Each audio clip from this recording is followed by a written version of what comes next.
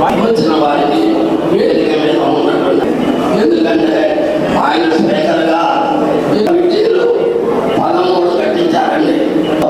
వాళ్ళు చెప్పారు మాకు అవుటర్ లేకపోతున్నాను అని చెప్పారు.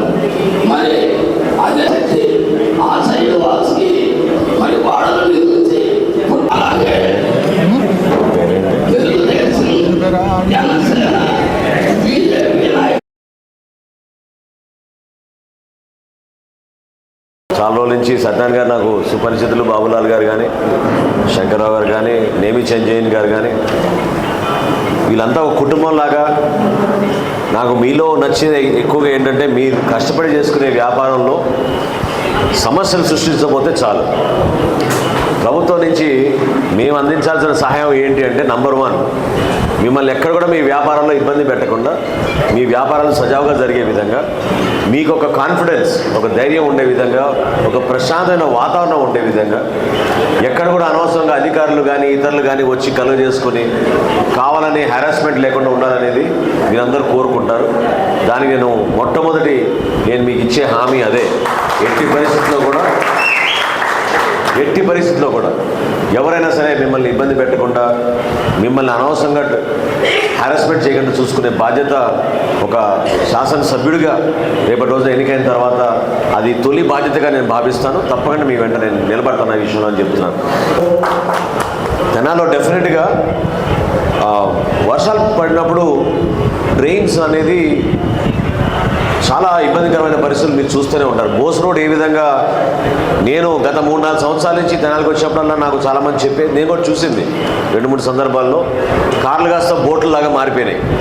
అది కేవలం అశ్రద్ధ వల్ల, కనీసం మినిమం మెయింటెనెన్స్ లేకపోవడం వల్ల ఆ డ్రైన్స్ని ఎప్పటికప్పుడు క్లీన్ చేసుకుంటూ ఉంటే ఇబ్బందికరమైన పరిస్థితి ఉండేది కాదు. కానీ ఎవరు కూడా దానిపైన శ్రద్ధ చూపించలేదు. నిధులన్నీ ఎక్కడ పోతున్నాయో ఎవరికి అర్థం కావడం లేదు. ఇన్ఫ్రాస్ట్రక్చర్ పైన ఖచ్చితంగా మనం నిధులు ఖర్చు పెట్టాలి. అభివృద్ధి అంటే ఉన్న వ్యవస్థని కష్టపడి మనం ఇక్కడ సంపాదించుకుని ఇక్కడ ఇన్వెస్ట్ చేసిన మన యాసెట్ని, ఆ యాసెట్స్ని మనం కాపాడుకోవాలి. అంతేగాని కొత్తగా మనం తీసుకొచ్చేది అద్భుతమైన మార్పులు తీసుకొచ్చేస్తామని ప్రగల్భాలు పలుకుంటూ ఉపన్యాసాలు ఇచ్చుకుంటే మాత్రం సరిపోదు. నేను మెలుకుంటూ తెనాలిని ఒక అద్భుతమైన నగరంగా మనం తీర్చిదిద్దుకుందాం. మీకున్న అనుభవం, మీరు చేస్తున్న ప్రయాణాల్లో మీరు చూసే ఉంటారు ఏ విధంగా ఇతర పట్టణాలు, ఇతర రాష్ట్రాల్లో అభివృద్ధి జరిగిపోతుందో. ఎందుకు మనకి జరగడం లేదు? ఎందుకు మన ప్రాంతం వెనకడిగేసింది? ఎందుకు మన బిడ్డలు కష్టపడి చదువుకున్నా కూడా వాళ్ళకి ఉపాధి అవకాశాలు దొరకడం లేదు? ఎందుకు మన ప్రాంతాల్లో పెట్టుబడులు రావడం లేదు? వీటిపైన మీరందరూ కూడా ఆలోచిస్తే దీనికి కారణం ఒకటే. ఎవరు కూడా బియాండ్ 5 years ఆలోచించడం లేదు. ఈ ఎలక్షన్ కోసం ఆలోచిస్తారు.